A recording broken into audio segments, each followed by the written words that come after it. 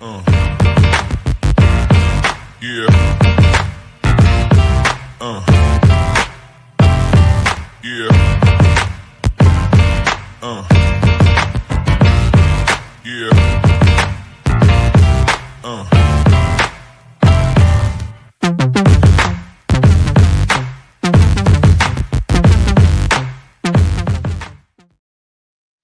Yo, what's going on, everyone? Welcome to this week's episode of Rivercity 93.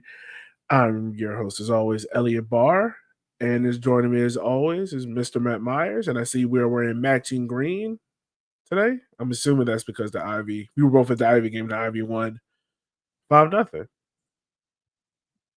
Yeah, definitely not coincidental. Yeah, no, not at all, not at all. Listen, before we get started with everything, if you haven't already, make sure you like, share, and subscribe on here on YouTube. If you're watching on YouTube, if you're not, you should be. And if you want to donate to the podcast, make sure you go to rivercity93.com/donate. That'd be great. All right, Matt. I don't even know where to even begin with this game. What game? Pablo Nothing Jara. happened. Yeah, that's true. Pablo Jara should be Defender of the Year. I think he's made a strong case for it. I don't know. Nothing happened. So, did Pablo play? Did anybody play? No. No one will ever know. Yeah. What happens to a game where a goalpost breaks? Does it even matter in the grand scheme of things? Unfortunately, it might matter in the grand scheme of things. Yeah. Not great. Yeah, it seems like that goalpost was not the only thing that broke on Friday night. Yeah. God. I don't know what bad luck the Kickers have occurred this season, from transportation to playing on waterlogged pitches to players' hamstrings. Just does the hamstring even explode? I know it popped, but like, does it disintegrate?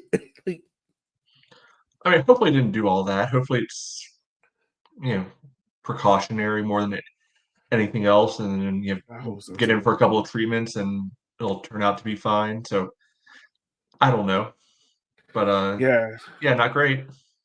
no, it's not great. So let's go ahead. Let's jump into it. Richmond was supposed to be playing One Knox, who sat on top of the table, head of the table, by one spot against us. Um, Darren put out I would call it a very veteran heavy lineup. No under 21 players in there. Guy Franco came in the center back. He had dropped Dak to center back as well. James moved up to the midfield, and you saw Hayden Anderson return to the lineup with Josh Kirkland starting up top. So, just based on how Darren set things up, it looked like he was looking for his vets to step up and provide a strong performance on the road.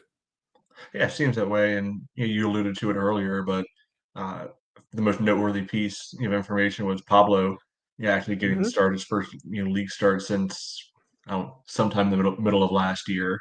Yeah, Uh, probably like so late August, right before the Jägermeister game. I can't remember you know what was going on then, because Shello was getting some minutes here and there too, and Oh, yeah, so that's true.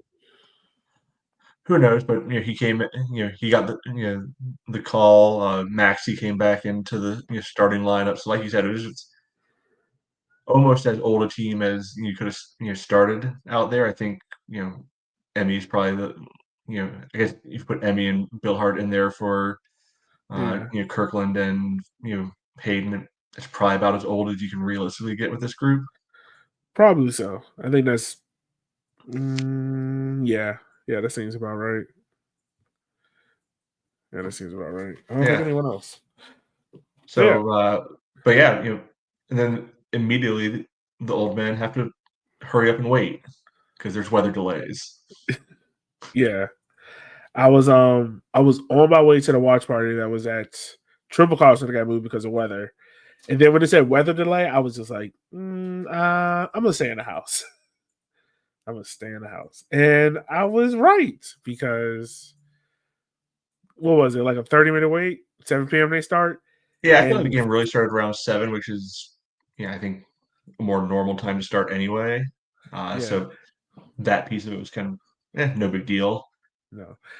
And it's funny enough because my geography was a little bit off. I thought One Knox was a time zone behind us because when I interviewed Darren on Thursday, which if you haven't listened to, make sure you go listen to the final whistle episode. I assumed that he was like an hour behind us, and it's not. So yeah, Maybe a little farther into Tennessee before you hit the Central Time. yeah, didn't know that. But yeah, so game kicked off at 7, and my first thought when I saw the field was like, oh, this doesn't look good at Right. all. Yeah, so Ellie, we're recording this on Father's Day, right? Yeah, happy Yes. Father's Day every day to everyone. By the way, Right. So doesn't directly apply to either of us, but think about your yard that you have. yeah, How, or like that off. right. Compare the grass that you're working with, and for all I know, you are not a groundskeeper on the side. You're not somebody who dabbles in soil and uh, you know turf management and all that stuff. I presume, Nope. unless there's a really hidden portion of your life, in which case, sorry to dox you out. Uh, but I will bet blind, having never seen where you live, your grass looks better than that grass we saw on the field. Yeah, man, I don't know what that was. Like, I get it; it's a baseball field, but it was rough, and that's before like I knew that the field was still like waterlogged because it was like holding a lots of water. And I think there was one pass. This is after the goal where one of our players tried to kick it, and you just saw like a bunch of water just skip up. And immediately I was just like, "Oh my god, this is going to be Chattanooga all over again, where we can't make a pass because the ball just gets stuck." Yeah, but I mean, you could see, like, even on the crappy ESPN Plus broadcast, some significant like seams on the field. You've got the picture up right now for anybody who's watching Yeah, along. Like, you can't necessarily see it on this one exactly, but you can see divots coming up in the infield at different yep, points too. It's just like, come on, like. So I don't ever want to hear any more hype about Knoxville's hot new stadium, blah blah blah. This thing is absolute trash garbage. Like, congrats Omaha, you're not the worst anymore. no. Because look, as many jokes as we give Union Omaha, I can't think. There might be a time, so I might be wrong with this, but that in recent memory, I can't remember their field looking that rough. Yeah, and if you put that picture back up, again real fast, I wasn't sure about just even the safety element, on that first baseline right there, because Yeah. it looks like it's maybe the original infield dirt or some Oh, I, I don't 100% is. I don't know what that is. So it's like it's only like a yard or two away from the actual soccer surface. Like, is that going to send people skidding or flying if they get onto that, because it's almost unavoidable for anybody on that side of the field. Like, that doesn't seem perfect or ideal. Uh, I guess the other half of the field is fine. Yeah, Uh, no, it looks. Ironically, the other half of the field is where Darwin actually got hurt, which unfortunate. But I would probably be more outraged if we got injured rounding first, trying to decide if you stretch a single into a double. Well, hey, you can see the team here. The whole collective is ready to steal second base. I don't know who this is at the very top, like signaling, but they're giving a sign for everyone to take second. There. So yeah. So I mean, seeing the field for the first start of this game, it seemed like One Knox kind of already knew what they were doing. Was like, okay, we're just going to play long into the parts of that infield where it's just lay down sod and try to use our speed against their defenders going backwards. And it worked in the first Yeah. like 15 seconds. And look, as much as much as don't take up for Gee, this is where he does well at. When the ball's on the ground, he can track it. Like if he can see ball, see defender, and able to run at it or run to cover it, he does a good job of that. And that's what he did the first time when that ball's played on the ground. And I think it's Calextro. I'm not sure. But he gets onto it and he miss it wide. Now, this is the second part where the goal is scored, where I think Gee and the collective of our defenders struggle at. It's really just like spatial awareness or aerial awareness. Because this ball is just looping in the air. You can tell, like when the guy even takes the kick, you can tell, like, okay, this ball's in the air. Let me make sure I track it. And I don't know if our defenders just like got stuck ball watching or what. But they stand still. By the time this ball hits the ground, Calextro is in on it. And Gee's the only one that can really react to it and get scored on. Yeah, not the first time this year something like that has happened. And it's not like Calixtro is a top tier League One, attacker. He's just a dude that's been around the league, for a little bit, who's nothing more than that, just a dude. So shouldn't be getting, beaten like that 2 minutes in. So I don't know if it's something where they need to just say, all right, we're not going to try to play an offside line. And usually they don't. Like, I'd have to look at the stats, but at least it feels like we don't, get too many free kicks for the other team being offside. And I gotta think that's by design because you're playing with fire with, our, slow back line, trying to, you know, pull an offside trap. It's probably not gonna work. And it didn't seem like I don't even know if they were trying to play an offside trap here, if they just, you know, got beat in a 50-yard dash. No, I think like they just got caught, like looking at the ball in the air and not realizing that there's a free man running on. Like everyone's doing what they're supposed to do in the play, like marking man for man. It's just there's a free runner from like midfield who he just recognizes like, oh, this ball is going to go longer than where the center backs are stationed at. And he just got onto it. Like no one tracked the run or anything. And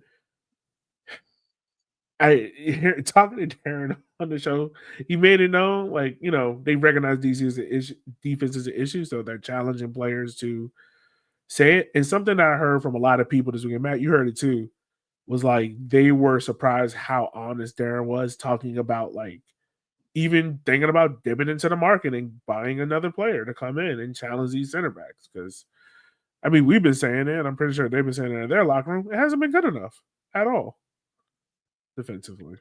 Yeah, I mean, stats don't lie at certain points, and this is one of them. Shipping 20 goals at the end of the year, pretty good number. When you're still in June, not a great number.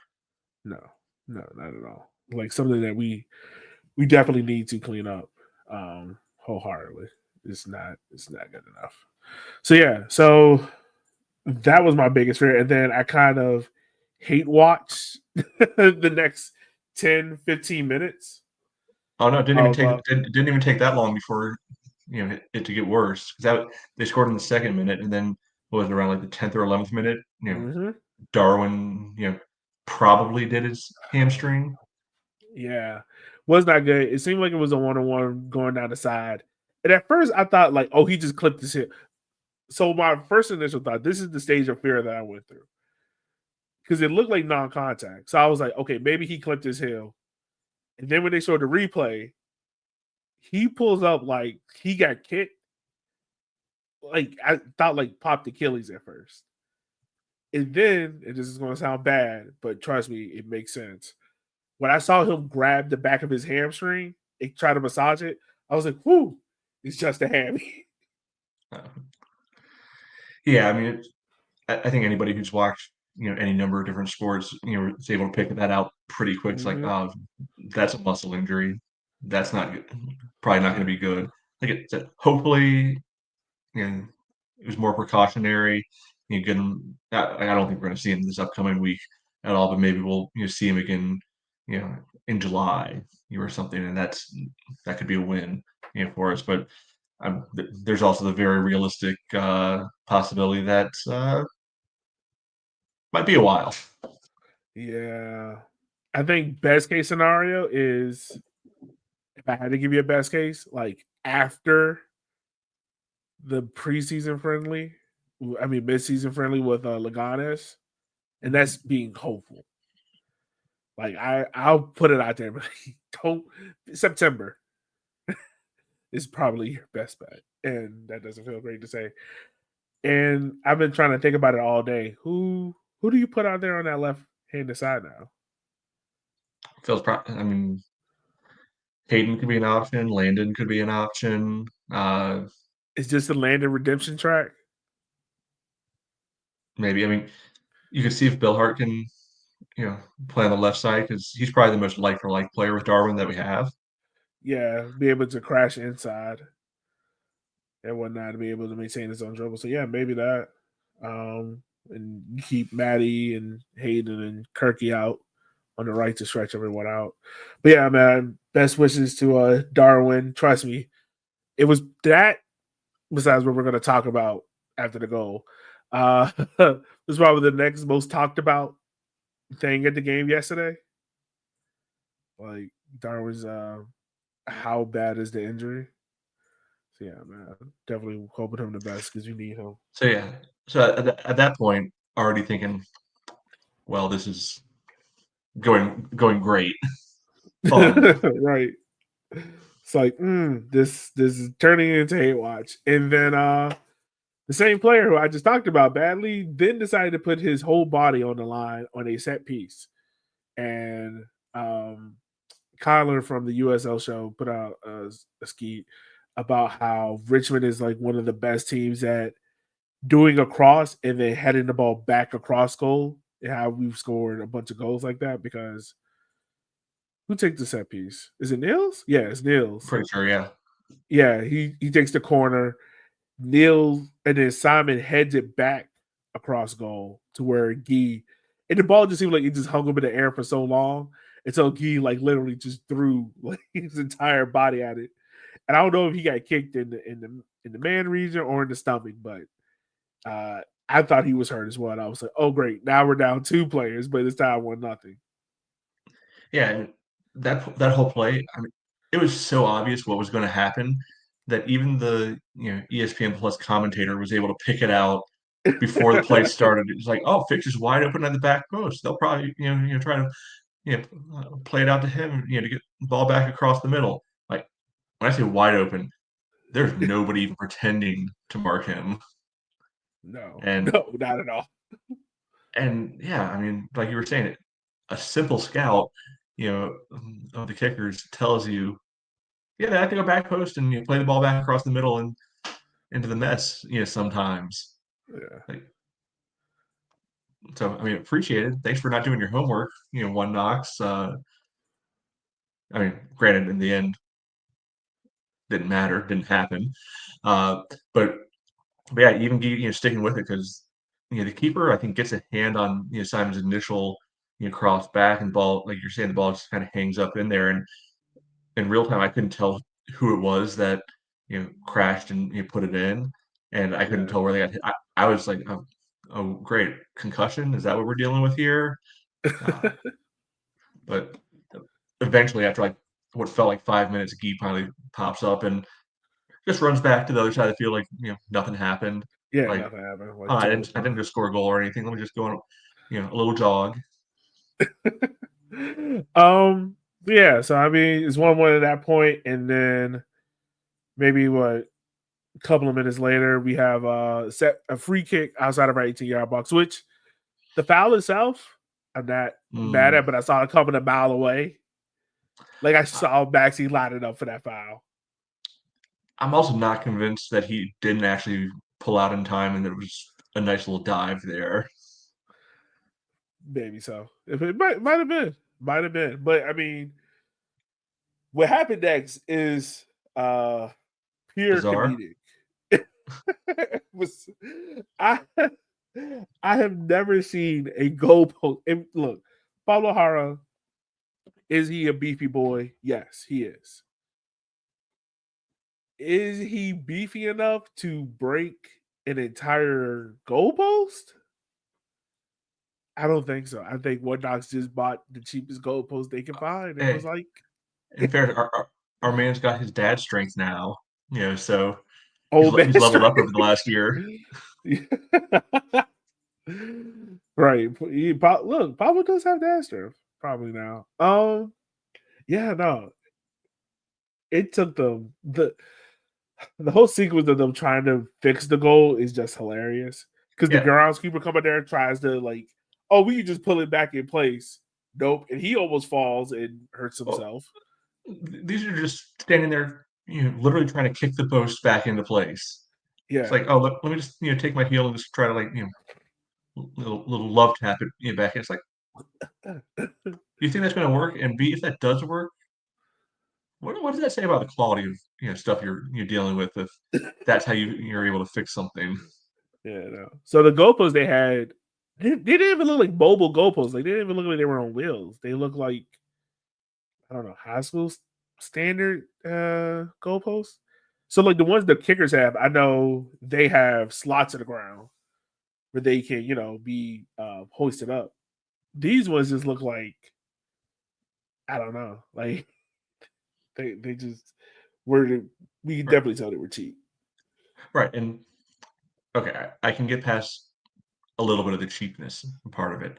The cheapness Yeah. part I cannot get past is how do you not have a spare one ready to go? Like you're a professional team, you need to have spare corner flags. You need to have spare pretty much any piece of equipment available as the host. So if your goal does fall apart because it's made out of paper mache, unfortunate.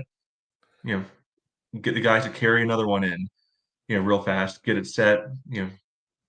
We play on. Okay, maybe there's a 10-minute delay to get all that figured out and sorted out. Right. Yeah.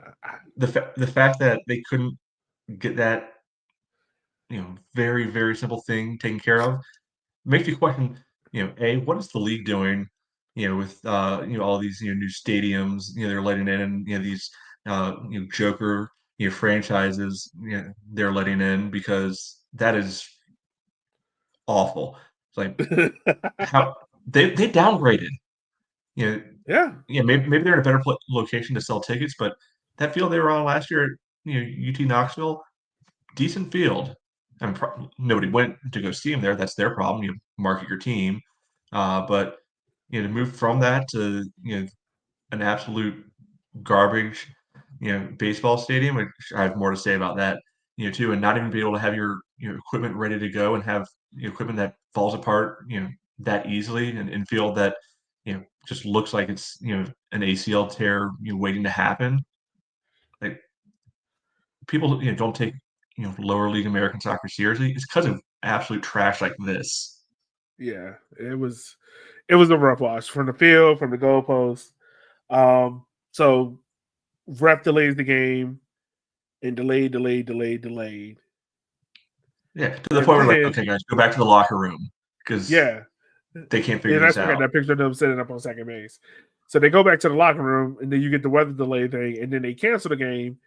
And One Knox put it as because of weather. And then when you talk to Cam was like, no, it was definitely the goalpost. Yeah, So because now we gotta wait. look at the radar. Yes, there was another like rain cell that came through, Mm-hmm. but by like it was clear by like 9 o'clock or something like that. Yeah. So they could have restarted the whole game if they really wanted to and still be done by 11 or so.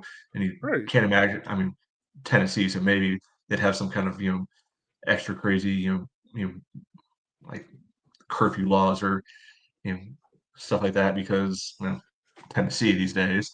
Uh, Yeah. but I mean, come on. Man, yeah, it was just a wild night. So yeah, so everyone's been asking. We don't have an exact day for the game. My best guess is probably the week of the USL final or like August. I'm assuming.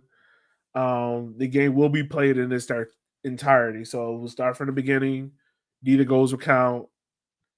I do wonder, and I should have asked Camp this: does Ritchie's red card hold over for that game? Because technically, this game was never played. So, or does it just Right, go so he'll to sit that next camera? week. He'll say next week. Okay. So yeah, so we might have to deal with Stewie Ritchie when we play them then again. Yeah. So yeah, I want to just continue to crap on their stadium real fast. That's fine. So, did you notice when we actually got a little bit of the camera shot? So let me back up. I feel like most of the time when we see these baseball stadiums, it's going from first base line to left field. Yeah. Yeah. So this one went third base line to right field, and I don't know if that makes the biggest difference, but man, definitely some of those Knoxville people were absolute morons for the seats that they bought. Because you see these seats on the first base line, and you know, they're literally pointed towards home plate. You have to Oh yeah. physically turn your body around like 150 degrees to be able to see half the game in that stadium, based on the way those seats were configured. What kind of idiot is ever going to buy those seats? Okay, they choose to live in Knoxville. We'll give them that. They're not probably working with the best equipment mentally to begin with, but who's going to buy those seats twice? You might be able to con people into getting them once, but otherwise, everybody's going to be at their little Bush's Beans deck, over there. And those seats don't look any good either. But Yeah. what are they thinking with how they've designed this stadium, and what is the league thinking, saying, oh yeah, this is great for soccer, we're gonna hype this up, and oh my god, you sold so many per league record for a non-league game, first of all, that we've also had far more people attend than that too. So no, I'm not having that propaganda bullshit out there. No, if we're counting non-league games, bring it on. We got plenty over 8,000, 9,000. Not some 6,300 nonsense. But yeah, I would not put Knoxville, on the top of your list to go visit, just because that baseball stadium looks like it's a disaster, for soccer. Yeah. My my watchability from wanting to go check that out has dropped. Yeah, them in West Texas definitely overhyped their stadiums, and it did not live up to what they I mean, at least they have a had stadium. it Like to be. calling Westchester a stadium is being very, very generous. Yeah, yeah, and even so much so, the bad luck doesn't stop there. On the way back from One Knox, the team bus broke down like an hour or so outside of Richmond, so they were able to get back home quickly. But yeah, between travel and playing in crap stadiums, the Kickers have not had the best of luck. Yeah. If you're a bus provider, call the Kickers, because they need to fire whoever they're with right now. Yeah, one time, sure. Twice in like a month, nah. Yeah, no. You don't get a third chance. Get out. Yeah, we got to change that because it is not looking great. It is not going great with the transportation aspect of things. So right now, even though our game wasn't played, me and Matt sat here before we recorded and we went through the points per game table. Pretty much give you an idea of where the Kickers are at. So I won't bore you with where everyone else is, but the Kickers right now sit 8th on 1.1 points per game, tied with pesky Texoma, who also sit on 1.1. Matt, the Kickers right now 1.1 points a game. Does that A, shock you, or surprises you is a better term? And then B, is this okay for the most part? Like, are we shocked is not more? Or based on like how we talked in preseason and stuff, like, is this just like, okay, this is on course for where the Kickers we thought where they were going to be? I think big picture is pretty much about where we thought they'd probably be. I think the path to get here is what makes it more frustrating, because they showed so much promise. Like if they had gone, with like a what was it, 2023, when the first half of the year they didn't repeat results ever for like 4 months straight or something. If it Mm-hmm. had been something like that again, okay, I would feel probably a little bit different. But yeah, being a bubble team for the playoffs, I think they probably need to get the points per game up a little bit more, because like even when you're calculating the stuff, you're like, oh, well, Omaha caught up real fast. It's like, yeah, a win or two, especially so early in the year, can really change a team's fortunes in terms of points per game table. Yeah. So it's tenuous right now. Still on the right side, but hanging on by a thread to that right side. Yeah, I'm not. I want to say I'm not shocked. I'm a little. I'm a little disappointed because you said like the way how the season started and the way how things looked like they were going. It seemed more promising, but I think we're right in line base because I went back and listened to the preseason episode, and I was the most optimistic one. I said fifth place. I think you and Kate were right around like anywhere between 7th and 9th. Feels about right for where the Kickers are. Um, I think this team can, if I had to guess where they would end at with the end of the year, I would say they could average like easily 1.4. But yeah, right now it just feels like this team is stuck in neutral. It, Yeah, it and my guess would be that you probably need to get around to like 1.2, 1.25 by the end of the season because there have been a lot of draws so far this year, which Mhm. has really depressed some of the points per game numbers because you're losing one of the 3 points that are given out each game every time there's a draw, so it's going to pull the Yeah, average down. Uh, I can't imagine it's going to keep up that heavily with all the draws. I think we're going to start to see winners emerge a little more frequently, and that'll pull some teams up, obviously drag others down a little bit too. But I think we'll yeah. start to see maybe some more stratification beyond just Spokane and Charlotte. Yeah. I think I think we were doing this. We were both shocked that Red was on 1.7 and they only had one loss, but I mean, kudos to them so far. I'm still waiting for that to drop. That should have dropped there. Them and Texoma, but we'll see. Um, so moving on. We did get a few listener questions. We got three.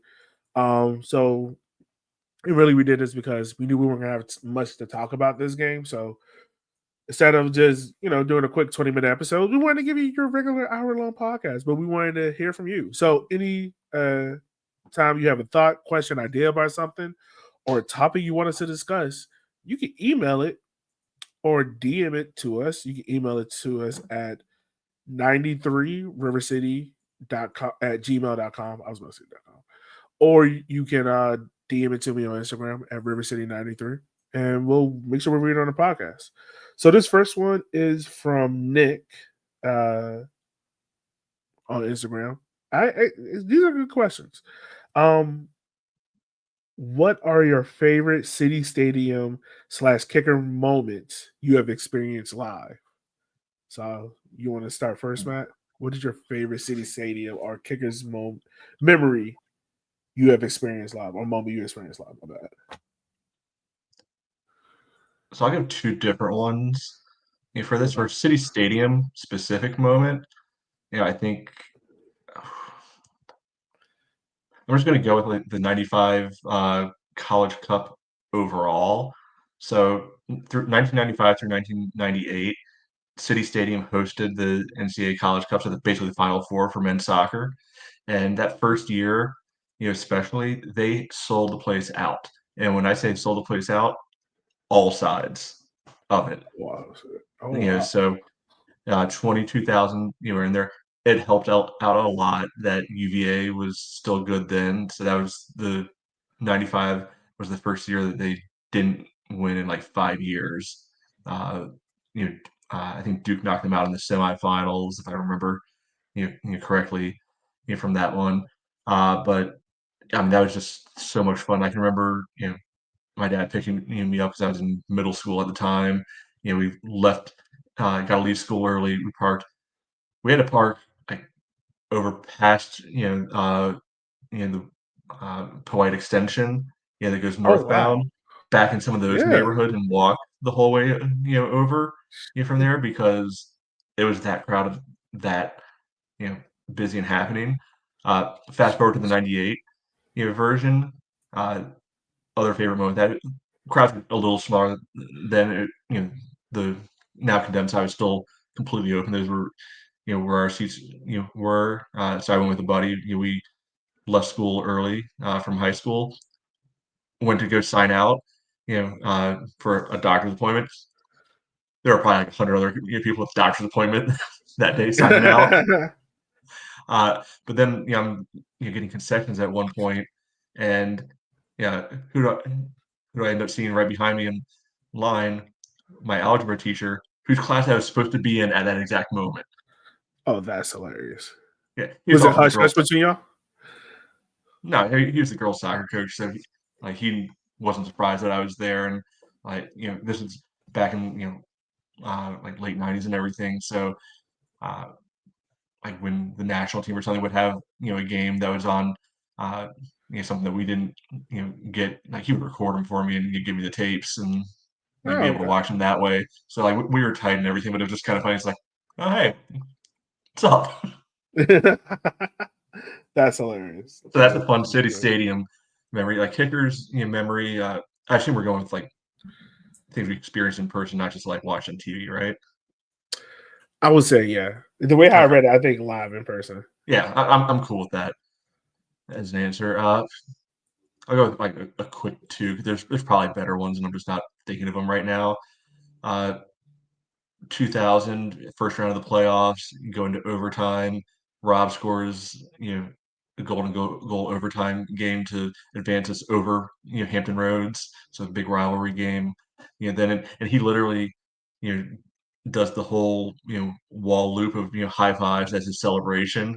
So he just, makes the whole round. That was super fun. Uh, Mhm.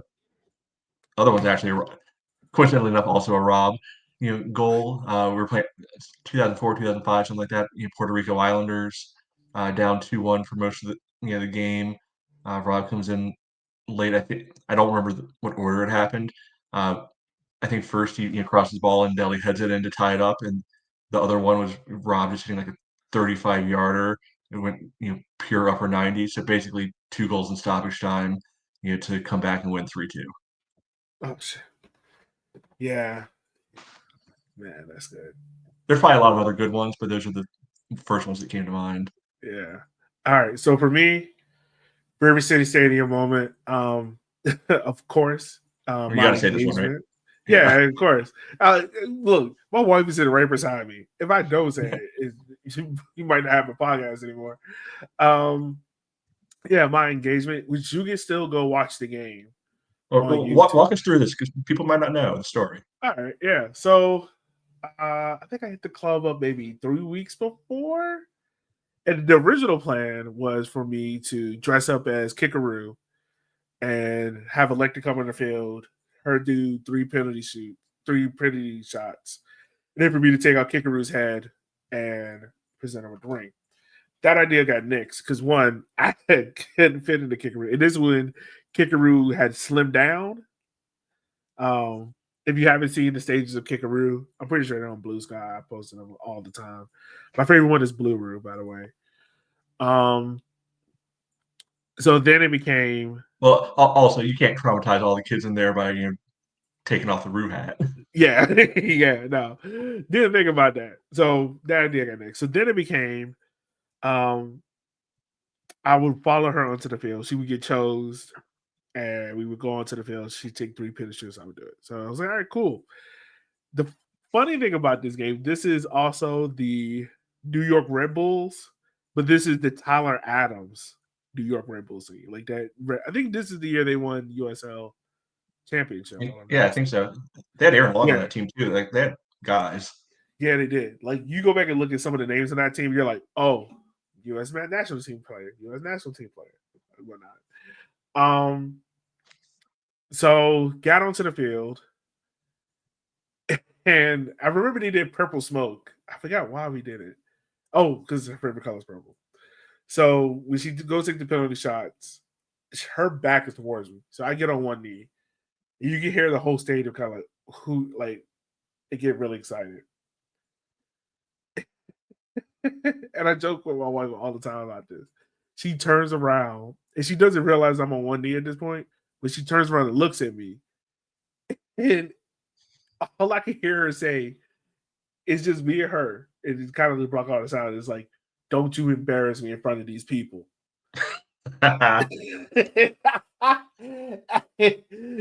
We just had that funny moment between us. But yeah, she said yes. Her whole family was there. So yeah, that's my City Stadium moment. And I think my favorite Kickers memory, I have two. Um, the first one being the Chandler Dwyer headed goal in like Yeah, stoppage time last year, which I figured you had to say that. yeah, but that's also like one of the top loudest moments I remember. Like how loud City Stadium got. Mm-hmm. That's probably up there. The second one is Braden Troyer's final game against Greenville in 2019. That was also a very cool moment as well. Because like at that point, like Troyer was the outside of Joey G, he was the gem on that team. Like he was, everyone's favorite kicker. I really would have loved to see him with like that 2021 team or the 2022 team, like how he would have played. But he was just ready to retire at that point. And me and him kind of had like a special bond. We were just real cool and tight. So yeah, to see him be able to walk away, and also for Bulow to give him that special moment. And this is why part of me is I really hope that we get that special moment with Emmy as well to be able to like clap him off the field one final time. Because I think with Troyers, if I'm not mistaken, man, we got a heads up, like maybe like a Yeah, week they sent somebody down like a couple minutes beforehand, being like, "Hey, Bueller's gonna, sub him off. Want to make sure gets the right reaction and everything." Because if you've been down in the supporters area, everybody focusing on the game is not always the norm, especially No, late in the game. no, So how the game is going to.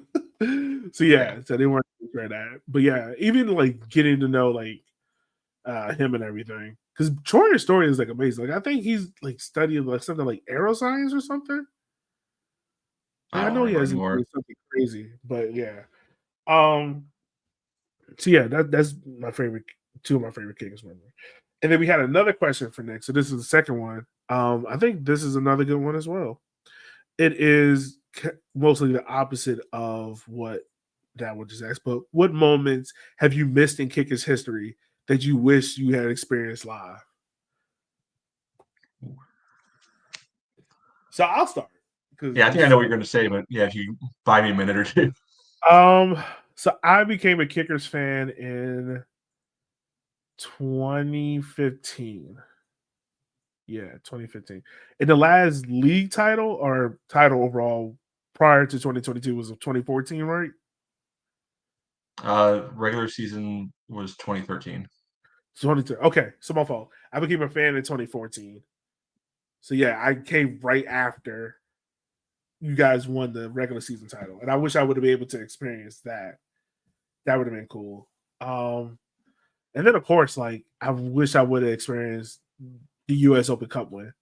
Because being born and raised in the city of Richmond, unless you were like very connected to the Kickers back then in '95, I don't think any.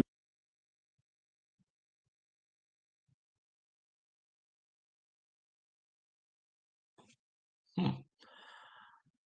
I think we lost Elliot there for a second. Either that or I am gone. I don't know which one it is right now, so I'm going to keep on It's not talking you, until we. it's me.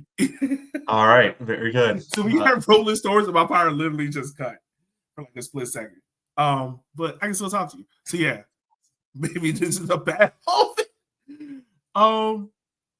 Yeah, I just wish I could go back and experience that US Open Cup run.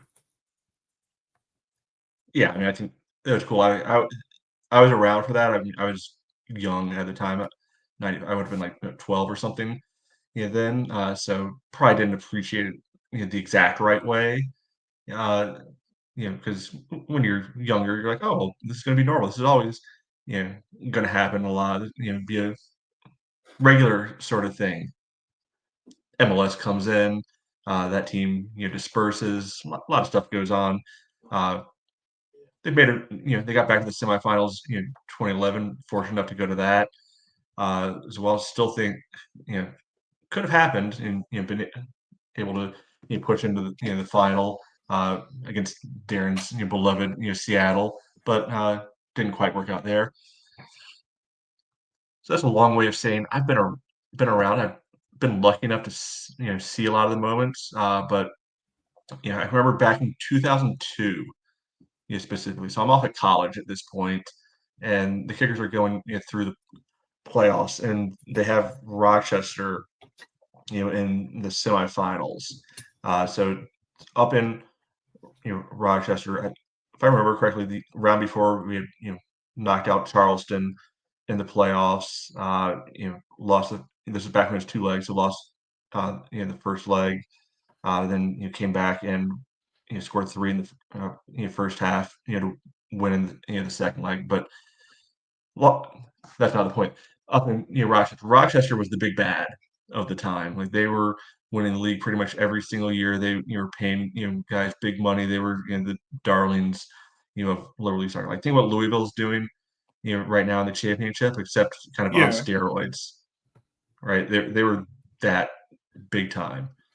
So the game ends up going into extra time. I think it was 2 draws, if I remember correctly. It goes to extra time, and it makes it all the way to penalties, too. You go into the penalty shootout, and the 2002 team was pretty solid team. You had guys like Kevin Jeffrey. You had Josh Henderson up top. You had Rob. Up top. You had Ronnie Pascal and the whole defensive line with Luzak and Kevin Knight and Chris Fox, Chris Brown. Some of these guys. You had Brian Namath, who was on loan from DC United for that year, really being a good engine in the midfield. You had Mike Burke around, like had some dudes on that team. So we get into penalties, and that penalty shootout goes deep. I want to say it went 10 rounds, and in round 10, a name that's come up a few times on this podcast over the years, Greg Simmons, misses. Oh, great. Good news though, he was playing for Rochester then. Follow that up, local hero, adopted local hero, Ronnie Pascal, the goalkeeper, buries his penalty. Kickers go through on penalties to the final. Unfortunately, lost in the final in extra time to Milwaukee. But I would have loved to be there in Rochester for that game. Was able to go to a playoff game there a couple years later, where the Kickers were already up 3-1 after the first leg, and Rochester fans just not understanding what was going on, not understanding that you can be beaten. Actually, we already did beat you. They were even trying to talk crap about how many times have you won the Open Cup? Huh, as many as you have, guys. Ha ha. So that would be one that I wasn't able to see, but wish that I had. And we have lost Elliot again. So yeah, I am always down for reminiscing about the older times. If you ever want to hear other stories about the Kickers past. I mean, nice thing about the club is we have 30 plus years of stories and experiences to be able to draw from at this point. So if there's certain stories you want to hear about, we can be able to dig deeper in to those, find people to come on, talk about them, because I think there's a lot of really interesting and some wacky stuff that has happened over the years as U.S. soccer has grown and evolved and absolutely professionalized over the years. Well, since it seems like we've lost. Oh, there you are again. I'm back. You fully back or what? Mostly back. So well, what has happened? Yes. Why don't we go ahead and wrap this up? So as a reminder, everybody, Spokane up next. Home game coming up on Saturday. Your standard 7:00 summertime start. We saw Spokane a few weeks back out at their place. Wasn't the most fun game. Hopefully the guys will be able to turn it around and push us forward from here. So I don't know, Elliot, any thoughts on the Spokane game coming up? I'm trying to think. Mostly, I want to see Darren stay with the veteran lineup because I think it does have a purpose, and I think they can do well. I think the concern might be. I'm just trying to find something positive. Like, don't beat yourself. Like, if Spokane's going to beat us because they're a good team, have them beat us. Don't give it to them. That's really my whole thing. Yeah. I mean, the positive spin here is Spokane at home last year. I mean, granted, it was the Jaeger Cup game, but that was the game where things turned around. So I mean, lightning can strike twice. But they're a good team. They're top of the table for a reason, and I think it will be in for a battle. Yeah, I think we will be. Let me ask you this: do you think Nils is going to start? No. I mean, hasn't been starting all year. Why would they change it up? Well, he started last night, but yeah, no, I get you. So I mean, hopefully we can do well, not embarrass ourselves. And last week I jinxed a draw. We didn't play a game, so I feel like if I go with a didn't lose. Yeah, didn't lose. Maybe we'll see. So it's reverse psychology, folks. Remember that. But we're gonna get out of here because these thunderstorms are coming in. And if you can't tell, I just had to run all the way downstairs, 3 flights, to flip the power, to come back to speak to you lovely people. Whew, yeah. I'm tired, man. Yeah. You go take care of your own household. Listeners, thank you for joining us. As always, like, subscribe, all the fun stuff that Elliot usually talks about. Do all that. If you're listening, I'm guessing you've probably already done it at least once or twice. Do it again. It always helps out.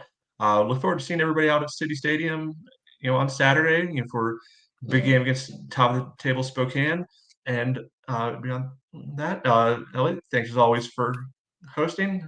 I'm Matt, and we will talk to you all next time. See y'all. Be easy. Be safe in these storms. And as always, happy Father's Day to all the fathers out there, soon to be fathers, and everything like that. And do something nice for somebody. It doesn't hurt. All right, y'all. Peace.